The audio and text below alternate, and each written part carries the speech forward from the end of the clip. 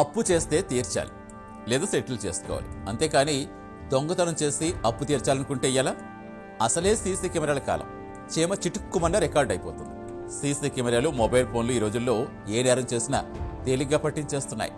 హైదరాబాదులో ఓ దొంగ ఇలాగే పట్టుబడ్డాడు. దొంగ అని పిలవటానికి ఇతనే ప్రొఫెషనల్ కాదు. జస్ట్ ఒక అటెంప్ట్ చేశాడు, అడ్డంగా బుక్ అయిపోయాడు. బంజారా హిల్స్ రోడ్ నెంబర్ 10లో ఉండే శివరాజ్ కొడుకు లింగంపల్లిలో ఉండే హర్షిత్ ఇద్దరు ఫ్రెండ్స్. హర్షిత్ పుట్టెడు అప్పుల్లో ఉన్నాడు. లోన్ యాప్లతో సొమ్ము తీసుకుని వాడేసుకున్నాడు. కానీ తిరిగి కట్టేందుకు చేతిలో చిల్లి గవ్వకూడలేదు.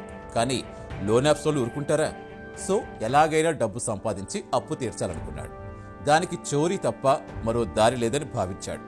కొత్త కాబట్టి ఎవరో తెలియని వాళ్ళ ఇంట్లో ఎందుకు, ఆ చేసేదేదో ఫ్రెండ్ ఇంట్లో అయితే తేలిగ్గా ఉంటుందనుకున్నాడేమో. సరిగ్గా ఆ సమయంలోనే శివరాజ్ కుటుంబం ఊరికెళ్ళింది.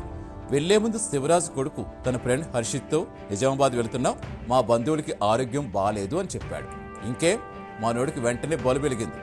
చోరీ చెయ్యాలి, కానీ దొరకకూడదు. ఏ దొంగైనా అదే అనుకుంటాడు. ఇతగాడు అదే అనుకుని సరికొత్త గెటప్ వేశాడు. పంజాబీ డ్రెస్లో అమ్మాయిలా మారిపోయాడు. శివరాజ్ ఇంటికి వెళ్లి తాళం పగలగొట్టాడు. ఇంట్లో ఉన్న గోల్డ్, క్యాష్ తీసుకుని జంప్ అయిపోయాడు. ఊరి నుంచి వచ్చిన శివరాజ్ కుటుంబం ఇంటి పరిస్థితి చూసి చోరీ జరిగినట్టుగా గుర్తించింది. గోల్డ్, క్యాష్ ఎత్తికెళ్లారని గుర్తించారు. ఇదే విషయాన్ని పోలీసులు ఫిర్యాదు చేశారు. పోలీసులు ఎంట్రీ ఇచ్చి సీసీ కెమెరాస్ చెక్ చేయడం మొదలుపెట్టారు. ఎవరో లేడీ అని తెలుస్తోంది, కానీ గుర్తించడం వీలు కాలేదు.